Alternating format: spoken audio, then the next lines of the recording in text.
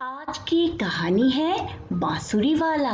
यह एक ऐसी बांसुरी बजाने वाले की कहानी है जो कि अपनी मधुर धुनों से सबको मोहित कर लेता था। तो जानना चाहेंगे क्या हुआ इस कहानी में? आ जाइए। काफी समय पहले की बात है। किसी गांव में लोग सालों से सुख और शांति में बड़े अच्छे दिन गुजार रहे थे। ना कोई फिक्र थी और ना ही कोई कमी। खेती भी अच्छी होने की वजह से खाने पीने की भी कोई कमी नहीं थी। लोग दिन भर मेहनत करते और शाम को एक साथ नाचते गाते समय बिताते थे। पर अचानक एक दिन गांव में काफी कुछ बदल गया, क्योंकि पता नहीं कहां से हजारों की तादाद में चूहे वहां आ गए। कोई मोटा, कोई पतला, कोई काफी छोटा और कोई काफी बड़ा। हर तरफ चूहे ही चूहे। घरों में, सड़कों में, अनाज के गोदामों में भी, खेतों और खलियानों में मानो उनका पूरा राज्य हो गया था। वे घर का सामान कुतर डालते, लोगों के कपड़े, औरतों और बोरियों में से अनाज भी हजम कर जाते। बीमारियां फैलती सो अलग, कभी कभी तो रात में सोते बच्चों के शरीर में दांत भी लगा देते। पूरे गांव में चारों तरफ नुकसान ही नुकसान हो रहा था। गांव के लोगों में चूहों का डर इतना बढ़ गया कि उन्होंने मिलकर इसका उपाय निकालने की सोची, पर कोई भी उपाय नहीं सूझा। वे फिर गांव के मुखिया के पास गए, पर मुखिया ने भी अपना हाथ झटक लिया और बोला, मेरे घर में भी बहुत चूहे हैं। गांव में चूहों को खत्म करने के लिए बिल्लियां छोड़ी गई हैं। तुम लोग वापस अपने घर जाओ, जल्दी ही इस गांव के सारे चूहे खत्म हो जाएंगे।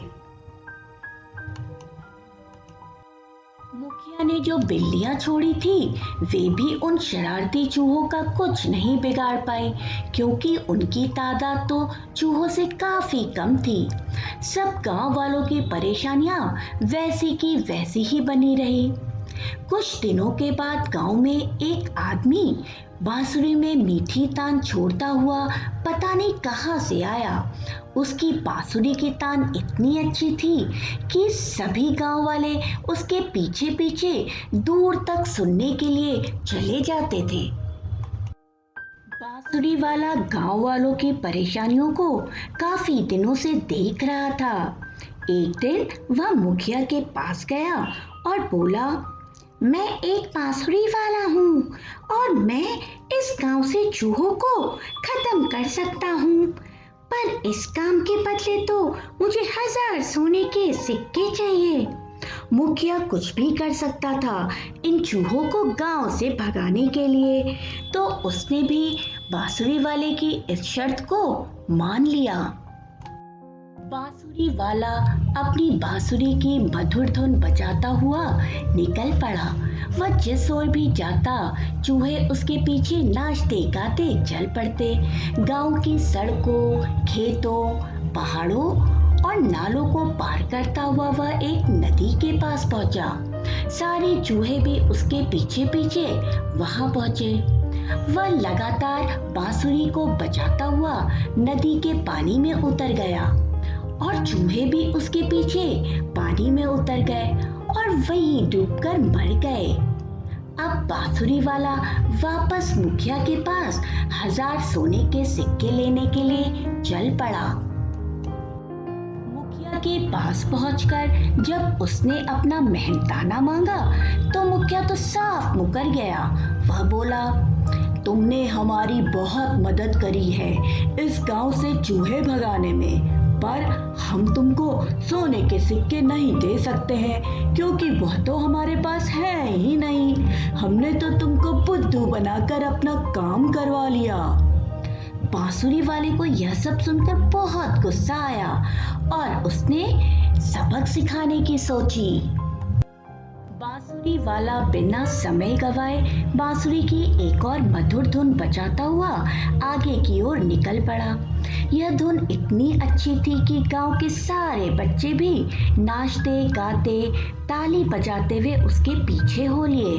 बच्चों के माता पिता उन्हें रोकते रहे पर किसी ने एक भी ना सुनी और बांसुरी वाले के पीछे पीछे वे गांव के बाहर आ गए। गांव वालों को कुछ कुछ बात समझ में आने लगी थी। वे दौड़ते हुए मुखिया के पास गए और बांसुरी वाले का मेहनताना ना देने के कारण उस पर जोरों की बरस पड़े। वे बोले, जाओ हमारे बच्चों को बचाओ, नहीं तो चूहों की तरह वे भी पानी में डूब कर मर जाएंगे। बांसुरी वाले का मेहनताना दो, जाओ जाओ जल्दी जाओ, हमारे बच्चों को बचाओ। गांव वालों की बात सुन मुखिया को बहुत शर्मिंदगी हुई। वे सभी गांव के बाहर बच्चों को ढूंढते हुए पहुंचे। मुखिया ने अपनी करनी के लिए बांसुरी वाले के पैरों में पड़कर माफी मांगी और मेहनताने के 1000 सोने के सिक्के दिए। पर इस बार तो बांसुरी वाला भी 5000 सोने के सिक्कों के लिए अड़ गया।